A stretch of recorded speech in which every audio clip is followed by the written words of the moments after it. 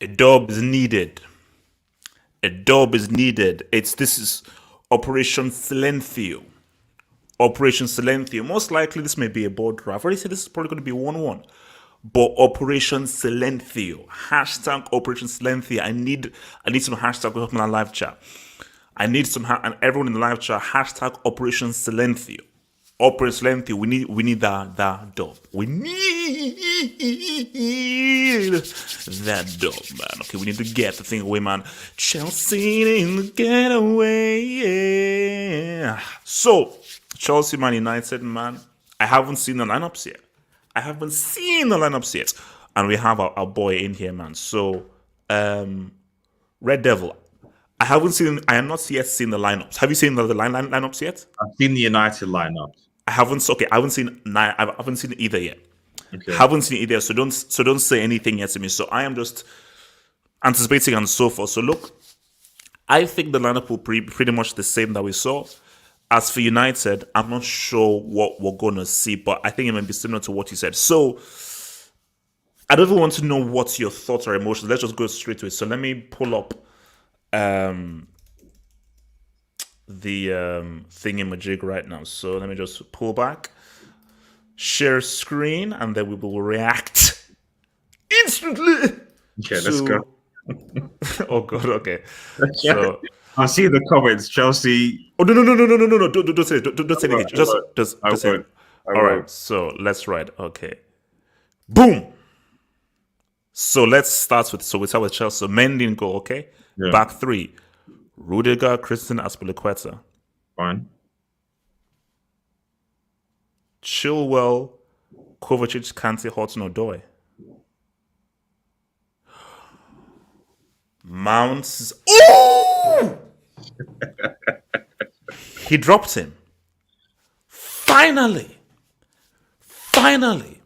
All right, let's eat. Okay, okay. Mounts is here. Let's write. Let's see. For me, I would say okay. Mounts and Ziyech or Mounts and Havertz. Let's write. Sure.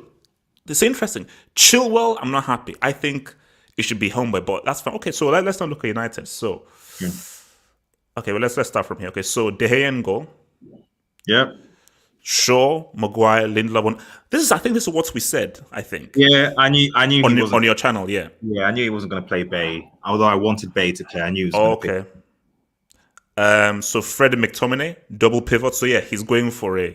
Oh, that's a surprise. That surprised me because I thought McTominay was there. Ollie said that McTominay was actually injured, so I didn't think McTominay was actually going to start. So yeah, and then James Fernandez Green. Okay, yeah. So you said Martial as striker. Yeah, I said Rashford I think was going to be on the left and Daniel James probably going to be in the right with Fernandez there, but he's got Martial completely and Rashford is the number 9, which I'm not sure about this to be honest. So what does this lineup say to you then in terms of approach? It says that Ollie basically wants to go and get a point, so because the fact that McTominay has been out, he's been injured, the fact that he's back into this team, that Fred McTominay are there, we're effectively going to be playing with a back 6, protect Maguire Lindelof as per usual. Whether that works not remains to be seen. And Fernandez is going to be doing a lot of work today, a lot of unnecessary running. Greenwood and James on the flanks is interesting. 2 young players. Isn't James normally on the right though? James, no, James is actually a left winger. He was actually he's always been a left winger. It's just that because we don't have a right winger, he's been often put there. So it's either James, it can be Greenwood. I do think there might be some interchange between these players because I think when we've seen Fernandez and Rashford in this position before, you often find that Bruno actually plays even higher than Rashford, and sometimes Rashford drops into number 10 and Bruno actually ends up being the striker. So it might even be something more akin to like a 4-2-2, like a 4-2-2 situation. So actually, let me just give me my thoughts on Chelsea. Then let me to your interpretation. See, my thing is, I'm worried about Christensen. I don't know, but here's the thing though. Him and Rudiger played. See, this is a weird thing. Him and Rudiger played well in the Champions League against Atletico. Yeah. But that was an Atletico team that were literally looking for a 0-0. United, I think, are looking for a draw, but I think United will pose much more of a threat than thingy. But the thing, though, is this. Rashford, I think that they may be happy. I think this, especially with a back three, it's going to be very difficult for United to score. What I would say is this team is clearly set up to counter-attack because I have issues with Dan James, a technical footballer. James, Greenwood, and Rashford all have pace. So these are all paceful players. So if Chelsea do want to come up and play a bit, but then they have the backs. But that's why the back three is there for the protection. So that's my worry because Daniel James is a great pace merchant. He's got space, 100% amazing pace merchant. But if Chelsea are going to be very, very compact, then this might not work. See, my thing about it is that my thing about it is that Chelsea will get nothing on the flanks. Wan-Bissaka will eat Chilwell all day, every day. He will eat. I mean, like Ben Chilwell is not going to pass Wan-Bissaka once. Hudson-Odoi will find it very difficult against Shaw. Because Hudson-Odoi, even for most guys, he's very rarely does he beat the man. So they're going to have to rely upon the balls from Mounts and Ziyech to try and provide something for them. So obviously Mounts is going to work with Chilwell. Ziyech is not going to work with Hudson-Odoi. So Ziyech will have to be really clever in trying to get Hudson-Odoi in because I'm not sure Hudson-Odoi wins many 1v1s with Luke Shaw. Chilwell will win no 1v1s with Wan-Bissaka. So really for Chelsea, the aim is walk through with Giroud, walk through the middle, and for Mount and Ziyech to interact. And I think, as you say again, no Eric Bailly, but then here comes the Fred and McTominay thing, because that's just going to be difficult to beat that kind of protective tissue. It's difficult to beat that. It's not that difficult to beat it. 'Cause it can be bypassed because I mean, from what I see this is a game where clearly United are going to cede possession to Chelsea. Chelsea's probably going to have more of the ball, and United are going to be praised for counter-attack. You're trying to utilize Rashford to do so. I wouldn't be surprised if this game ends 0-0. Let's put it that way. Like the way that the whole team is set up, it looks like this could easily end up in like a 0-0. Oh yeah, no, yeah. Like this is going to be I say it's going to be a board draw. I already put it out. It's going to be a board draw. So Mo says, do people see how many goals Rashford has versus Chelsea? So do you see for me, I think that Rashford is far better on the right or the left. And the times where he's got a goal as a striker is like in a transition or a counter. With a back three, I don't think Rashford is going to get more joy. I think Rashford is going to be a very difficult game for Rashford. You see, if you guys had Cavani, then that's a bit more. But Rashford as a lone striker, he hasn't played. I can't remember the last time he's played as a lone number 9. That's why it actually surprised me. I know Martial's not been great, but Rashford as a lone number 9 has not really been that good, to be honest. So I'm very surprised that in a game like this, he's decided, right, I'd actually even be more confident if Greenwood was the number 9, but Rashford as a number 9, I think, is a bit of a risk. But you don't know. It might be a risk that ends up paying off. So, but with Giroud, who is a number 9, we saw what he did again last season in the FA Cup against Lindelof and Maguire with the way he was able to just boss them. I mean, it's going to be an interesting one. I mean, is there anyone in particular in this Chelsea team who you're like, I'm really concerned about this player. This player is going to be a problem. Chilwell. So problem defensively, Christensen. Problem offensively, Chilwell. Okay. Those are the two main issues. Because there's always a mistake. So, do you think Ole's been cowardly with this approach, or he's being wise? I don't think he's been cowardly because he's sticking to his system, and he's played this kind of way away from home. And to be fair to Ole, like we haven't lost in the league away since the beginning of last year, I think January 2020. So it's clearly working. I'm just interested to see how the Freddie McTominay dynamic is going to work, because that's basically going to be how we don't let Chelsea through, if that makes any sense. I just don't see us going forward that much. We're just going to have to wait for Chelsea to give us space. But like you said, how good is Chilwell on that flank? Could we potentially get some joy down that side? So it's okay. So shout out to Rambo 333. Thank you for the dub. 3-1 United. Chilwell tax. No, but what do you see? Chilwell is good defensively. He's solid defensively, so he won't be a defensive liability. I think that he will handle Greenwood pretty well. He will handle Greenwood pretty well, and if Werner Fernandez drifts wide there, I think he'll do an okay job. It's just that Chilwell will offer very little going forward when Chelsea now put the ball out to him or Mount gives him the ball. Because the guy has no source to his game, And for me, you ain't seen 4 goals in this game. We ain't seen 4 goals in the game. So you would have wanted. So what would you have changed in this lineup? So you would have wanted Bailly to partner Maguire or Lindelof. Or I would have, So the changes I would have made is I would have put Bailly. Well, I probably put because Maguire had a break, so I'd have put Bailly alongside Maguire. I would have probably. I didn't know McTominay was fit. But even then, I probably would have put Fred and Van der Beek because Van der Beek's on the bench and Van der Beek could play a holding role. And then what I would have done is I probably would have brought in Martial. I'd have put in Rashford on the left, Martial up top. Wait, so you'd have put Van der Beek with Fred. Yeah. But still play this formation. Don't you want that double thing? Don't you want a thing of, 2 guys who are 2 kind of defensive minded guys, or you want a guy who can play with the ball and pass the ball? Well, the thing is, Van der Beek can do both, and that's the thing. So, because we've seen in, but is he as good a tough, physical defensive guy as McTominay and Fred? To be honest, because in that I can't. Which FA Cup game was it? It wasn't against Watford. It was against one of them where we actually played McTominay and Van der Beek in this double pivot sort of role. And if anything, he was playing because what people know is that McTominay's actually best position is actually box to box. He's not really that defensive holding midfield that people sort of think. He likes to go forward, and that's actually his better position, which is why I've said that he's done better than Thiago this season, because when he's allowed to go forward and grow, he's actually a pretty good box to box midfielder. Not world class, but decent enough. Sorry. Finish your point. I was just going to say, Van der Beek, on the other hand, for me, from what I've seen, when he's played that position, because he's not always played there, but the 2 instances he has, is more disciplined than McTominay. So he can play that role, if that makes any sense. So now let me even bring you to. So it says, didn't you just say Callum can't beat a man? I have watched the games very closely. Hudson-Odoi rarely beats his man.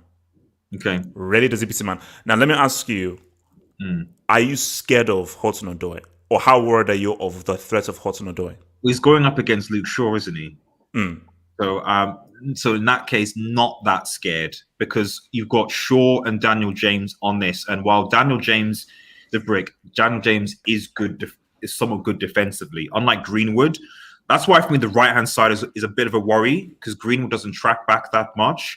And Wan-Bissaka, it's going to be all on Wan-Bissaka being double teamed. But the left-hand side, Daniel James does track back, and Luke Shaw, I would argue, has been one of the best left backs in the league this season in terms of what he's been able to do defensively and offensively. So I think that he'll be fine. I mean, he pocketed, I think, Sterling and on that side anyway. So let me even see from another person's point of view, because people always call me a hater. Mount, are you worried of the Mount threat or what Mount can do? Do you think Ole is like, all right, we should have some kind of a plan for what Mount can do to us? I mean, we do, because I go back to that FA Cup situation. Although I think we started with back 3. Mason Mount really helped to assist and G up and cause problems. So, and the question is who's going to be picking up Mason Mount? Is it going to be Maguire? Is it going to be Lindelof? Is it going to be McTominay? Is it going to be Fred? Our defense has got its work cut out for today. Let's put it that way. And the problem with United is that we often start very slow. So if Chelsea start quick, if Mount, through passes, Ziyech is running and Drew gets into position, we could be down within the first, 5 minutes. See, that's what, again, I see that Chelsea's defense hasn't been tested. And my issue with the Atletico thing is that I didn't know Atletico were going to be that defensive. So again, Chelsea had it easy. But I just think that, so my thing is the approach. We've seen the formation, but what will be the psychological approach? Because my thing is that will United be like, we're not going to give anything away, we're going to be fully conservative? Yeah. Because I still feel like if with Bruno Fernandes there and Rashford there is an outball. There is some sort of we're not going to come out for you, but if you give us opportunity, we're going to try and counter. So my thing is, Do you think Bruno and Rashford are in that striker position? Because my thing is that I think for Rashford to be effective as a lone striker, he's going to have space. Because Yeah. Cavani can play with his back to goal, Yeah. which you need as a lone striker and so forth. Rashford, he's not used to that. He needs space ahead of him. So my thing is that, do you see Rashford being totally nullified playing against a back three, or do you think Bruno will be able to maybe unlock a out ball? But this is my problem here with this lineup is that, like, I feel Rashford and Daniel James in particular, and to agree, well, certainly Rashford and Daniel James are going to struggle with this back three, partly because, you know, they struggle with compact teams. Not all the time, like if you remember Rashford's goal against Wolves, but they still do struggle. And looking at this team, really the only creative player that I can see is Bruno Fernandes. So essentially, all Chelsea have to do is mark Bruno Fernandes out of the game, which they can do with maybe like Kovacic and Kante. I think, it's Kovacic and Kante. Mark Bruno out of the game, and then which other player in this United side is really creating anything? Okay, maybe Luke Shaw can maybe whip a ball in, but that's it. Because Fred and McTominay are not creative players. Wan-Bissaka can't really create. Greenwood doesn't really create as such, although he's not bad. So if you basically, the key for Chelsea to win this game, or certainly stop United, is mark Bruno Fernandes out of the game. Which I think will be Kante's job. I think Kante's job will just be because again, Kante, people insult Kante, they don't watch the game. He plays a crucial role, which is interceptions and just sniffing out passes because he's so smart at reading the game, man. So I see, not necessarily to man mark Fernandes, but just to sort of be in that kind of hole, just to see if Fernandes does anything, and then boom, tackle him, break him down. Because I think, if Chelsea take Fernandes out of the game, United are. I don't know what United are going to do unless Chelsea make a mistake. Bench-wise, I think really the only people you could see on the bench Van der Beek is there. Martial obviously is there, so I'm sure Martial at some point will be on. Telles could come on, and then maybe he might get Diallo possibly on the right wing, depending on how Greenwood is doing. Werner on the bench, Kai Havertz on the bench. So actually, let's talk about that. My thing is, I see Tuchel, I applaud you, like boom, because I always felt that is this like a German thing or something? And you know what's so funny? On Twitter, some loser tweeted out that some of these stats 5 goals, 3 assists, 10 penalties won with the kind of like thinking emoji. I'm like, mate, what the bloody hell are you thinking about? Saying no, this is trash. Use the freaking answers. The guy's been gutter trash. Okay, so and he's sort of been this thing that's just been stuck there because he has to be there, but he's literally bringing the team down because he's not really offering anything, and he was so horrible against Atletico that it is so good that just take him out of it, put someone else in. So I think it was needed that he's on the bench. So he now knows that, bro, you're gonna have to be much better if you want to play into this team. And for me, I definitely want to see Havertz at some point. I definitely want to see Havertz at some point. So if there's a substitution, obviously Pulisic is going to come on for sure. I most likely for like Hudson or Odoi. But I definitely want to see Havertz come in either for Mount or Ziyech at some point in the game. I just think let's give Havertz a lot more game time in this system. But it's interesting. I mean, do you think? Sorry, go for it. I was going to ask because obviously Chilwell is playing. Do you think that Alonso should have started? Here's my thing, and this is what people need to understand. Chilwell is a far better left back than Alonso. Alonso is a horrendous left back. In this formation that you're playing here, Alonso is better because you are not the sole defender in this formation. You still need to have a defensive thing, but the sole defender is when Rudiger comes out and helps. So it's not all on you. The issue was when all the defensive work is on Alonso. The situation here is that you will have to receive the ball because look at this. Fred McTominay, the middle is going to be congested. So United are not going to allow Chelsea any cheddar through the middle. So you will have to have situations where Hudson, you're going to have to receive the ball. Chile, you'll have to receive the ball.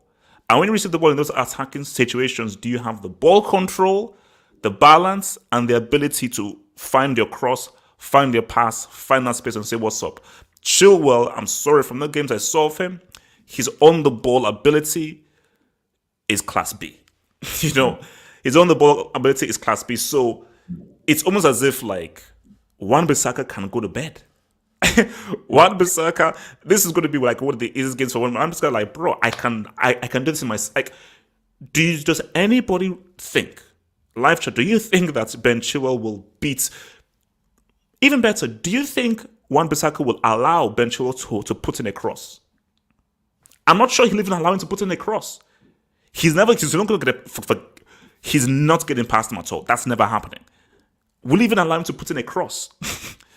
So, okay, yeah, that's yeah. It's just because for me, like I said, like our right hand side is our, you could argue, is our in quote weakest side. Not because I think the Green and Wan-Bissaka are more talented, but because the defensive discipline from Greenwood per se track back, and the fact so Cavani is injured.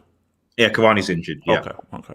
But Martial is obviously on the bench, so I can already see the subs that Solskjaer will make, and that he'll probably bring on Martial and that's one of the things we know on Solskjaer, that he tends to make substitutions late. So I can already imagine him bringing on maybe like Martial, for example, at some point, maybe Van der Beek, but most likely it'll just be Martial. So you would have wanted Martial to play because he's better as a striker, or because Rashford would be more effective out wide? I certainly, yeah, exactly, and I do think that Martial is a better number 9 than Marcus. But he's not been playing. He's a better number 9, but he's not been playing well. Though. No, he's not. But I think in a game like of this magnitude, like it's like why are you changing? Why are you changing positions? If that makes sense. Why Rashford's not played as number 9 for pretty much the majority of the season. So why now against Chelsea you're saying, Rashford, you're now number 9 now when you've been doing a lot better off? No, but you know what he's thinking? Right. I think what Ole is thinking is, okay, we're going to hold. We may have an overload opportunity. Yeah. Where Bruno, long ball over the top, and Rashford is faster than Martial isn't fast. He can't run. Yeah. Rashford is faster. So if you have an overload, Rashford can get onto that long ball over the top, beat the offside trap, 1v1, Mendy, boom, goal. Yeah. So he's looking for just a breakaway goal that is more likely to get with a Rashford than with a Martial, because I think he's going to say, look, this is going to be about patience. It's going to be difficult. It was not going to be fun, but we may have one or two opportunities where someone, like especially Bruno, does a long ball over the top over to you, and you have to use your speed, get onto it, and boom, you can do that far better than Martial can. So I think it's a game plan of hold Chelsea as much as possible, keep it ugly, keep it compact, and just try and coax Chelsea to come onto you, then trying to hit them without overload with Rashford's speed. That's my idea, I think. Yeah. Oh, bring up the Erhan comments. Oh my God, man! Wait, because of your bum ass win. I mean, how sad can it be? Oh, 4-0. Yeah, Bale twice. Yeah, Bale came up. So maybe Bale's, against Burnley, give me a break. So actually, let's just look at the table. What the table looks like. It does make the table interesting, though, doesn't it? Because 39. But they've got a game in hand. But see, Everton. Okay, they have a game in hand on Leicester and West Ham. Yeah, and obviously for Chelsea United in the next hour. Wait. Have they updated it? Are you sure it's the 39? Yeah, it's 39. They've updated it. Yeah, it's 39. But why is there a cross here? This should be a tick. So I'm in the BBC website now on their 8th with 39 points. Okay, all right, okay. So maybe they didn't do it. So yeah. So you see, specifically with Leicester City losing, if Chelsea can get this win, that's now 3 points behind Leicester City, looking pretty good. And I think Leicester they may start to falter. So this is a great opportunity for Chelsea to win because of West Ham and Leicester City losing. Yeah. But as we said, if you don't win, Chelsea have to play Liverpool next, Yeah.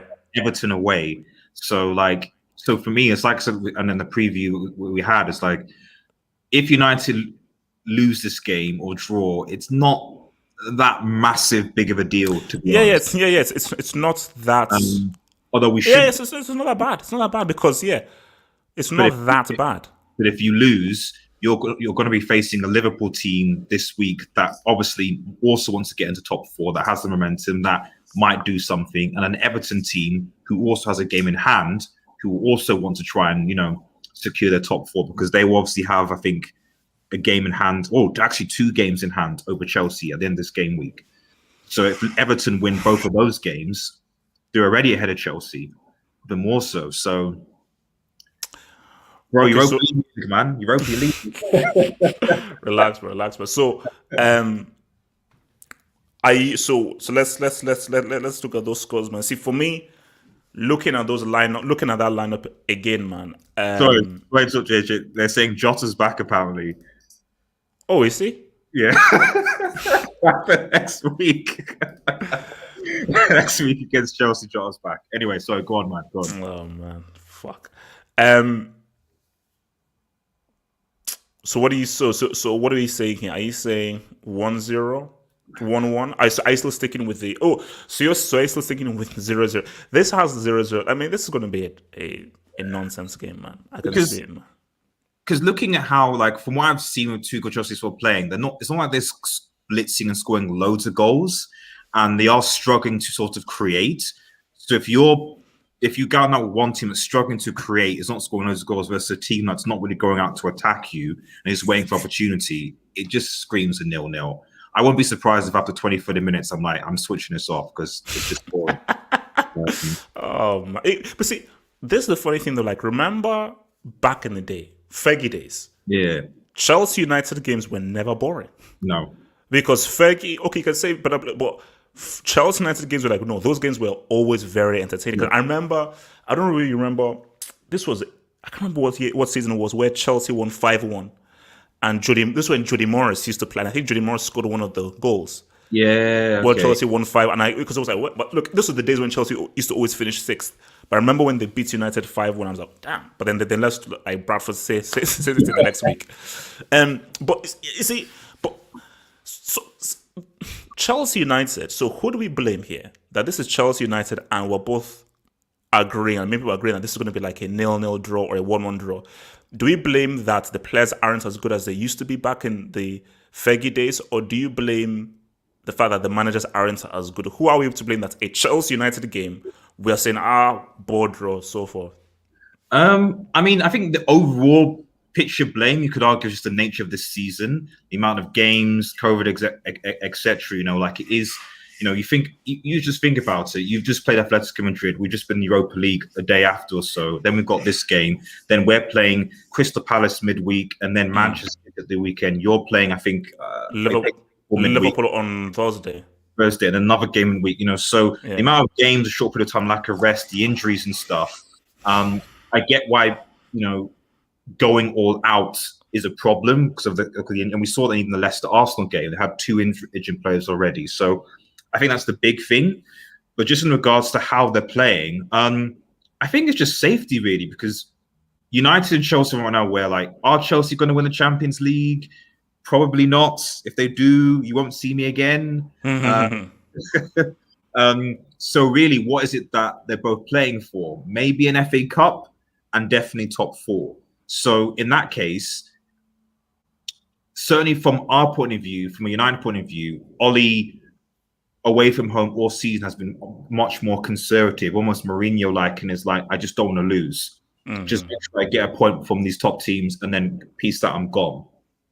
And I don't think that's necessarily a problem in a normal season against an away team. I think that's cool. That's fine. You're away from home. You go just on something. So I don't think that's an issue with Ollie per se. But I think with Chelsea, with Tuchel setting up this way, I think maybe it's just because, like, he's just trying to figure out his team, trying to figure out. So it's just 2 new experienced managers trying to figure things out. I think maybe. So okay, so my final score, I'm saying board draw, but I'm going to say it's going to be 1-1. What are you running with? I'm going for 0-0. And I see Natsa. Your team hasn't won a Champions League yet. I just put that out there. Look, he's freaking lads, man. Freaking lads. Okay, guys, look, man. Peace out. Stay true. I mean, I'll probably come and do like a post match. Yeah. No, you know what? If it's a 0-0 ball draw, I'm gonna just do like an offline 2 minutes reaction thing. I ain't doing like a freaking like hell no. If it's a ball draw, I'll just do a quick 2 minute thing and then we'll just be done. If it's exciting, I'll go live. If it's not, I'll do an offline whatsoever. Peace out, guys. Stay true, stay real. One love, man. Peace out. Peace. Okay. Bye. Peace.